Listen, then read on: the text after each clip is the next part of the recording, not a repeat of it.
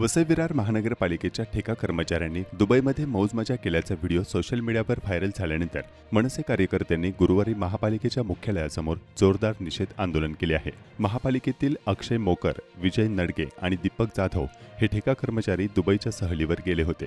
या दरम्यान त्यांनी मर्सिडीज लिमोनीज कारमध्ये सफर केली आणि महागड्या पब हॉटेल्समध्ये मौजमजा केल्याचे व्हिडिओ सोशल मीडियावर चर्चेत आले। या प्रकारावर मनसे आक्रमक झाले। महापालिकेत नोकरी मिळवा आणि पब, ताज हॉटेल, दुबई ट्रिप करा असे उपरोधिक मजकूर असलेले फलक घेऊन कार्यकर्त्यांनी आंदोलन केले। महापालिकेच्या मुख्यालयासमोर कर्मचाऱ्यांच्या कथित ऐशो आरामावर निषेध करत घोषणाबाजी करण्यात आली। दरम्यान वसई विरार महापालिकेचे माजी आयुक्त अनिल कुमार पवार हे सध्या आर्थिक गैरव्यवहार प्रकरणी ईडीच्या कोठडीत आहेत। अशा पार्श्वभूमीवरच पालिकेतील कर्मचाऱ्यांचा ऐशआरामाचा व्हिडिओ समोर आल्यानं करदात्यांच्या पैशांचा अपव्यय होत असल्याचा आरोप मनसेने केलाय। मनसेने महापालिका प्रशासनाकडे संबंधित कर्मचाऱ्यांवर कठोर कारवाईची मागणी केली असून नागरिकांचा विश्वास पुनर्स्थापित करण्यासाठी त्वरित पावले उचलण्याचे आवाहन केले आहे। जे आता आम्ही आंदोलन घेतलेलं आहे सरसकट सगळ्यांसाठी आहे, पण काल एक व्हिडिओ एका चॅनलवर प्रसारित झाला।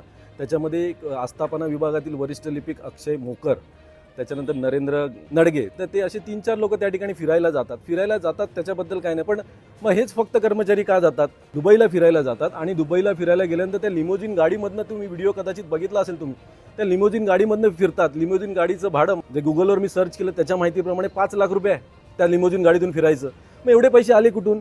एक वरिष्ठ लिपिकाला जो अनुकंपा तत्वावर लागलेला 1 वर्षभरापूर्वी त्याचा पगार फार फार 30,000 40,000 असेल। मग बाकीचे पैसे आले कुठून? म्हणजे या आस्थापना विभागामध्ये भ्रष्टाचार होतोय, बदल्यांसाठी भ्रष्टाचार होतो आणि ते हे वरिष्ठ लिपिक आणि त्यांच्यासोबतचे सगळे कर्मचारी अधिकारी करतात असा आमचा स्पष्ट आरोप आहे। त्यांचं हे ठेके कर्मचाऱ्यांची जी अय्याशी चालली आहे, म्हणजे सामान्य जनतेच्या पैशावरती जी अय्याशी चालली आहे, याच्या निषेधात आम्ही हा मोर्चा काढलेला आहे। जे कर्मचारी निलंबित होते, का निलंबित होते? कारण त्यांनी काहीतरी भ्रष्टाचार केलेला होता, ते कामामध्ये कमकुवतपणा राहिलेला होता, त्यांनी निलंबित केलेलं। परंतु सरकार बदललं, आमदार बदलले, आमदारांचा हात हरायला, आशीर्वाद हरायला ते कर्मचारी पुन्हा इकडे आले आणि आज येऊन काय पुन्हा त्यांना तेच डिपार्टमेंट आणि ते डिपार्टमेंट करता करता त्या लोकांनी आपल्या वसईचा पुन्हा बक्कास करण्याचं काम यांच्या माध्यमातून होतोय। याचा आम्ही निषेध होतोय। कारण वसई आणि विरारमध्ये शिक्षित मुलं नाही आहेत का? अशिक्षित आहेत का? हेच कर्मचारी शिकलेले आहेत का? मग तुम्ही त्या निलंबित झालेल्याच कर्मचाऱ्यांना ठेके देते पण आणि त्यांनाच तुम्ही कामावरती का घेता? दुसऱ्या मुलांना संधी द्या, दुसऱ्या मुलांना रोजगाराचा द्या। परंतु ह्यांना फक्त हप्ते वसूल करण्याचे जे कर्मचारी हवे आहेत तेच इथे उपलब्ध करून देण्याचं काम यांच्यामार्फत होते। या प्रशासनाच्या निषेधासाठी आम्ही उपस्थित आहोत। वसु तामोरे आहे, मिलिंद सिरसा आहे, नडगे आहे, परत अक्षय आहे, असे 7-8 कर्मचारी आहेत।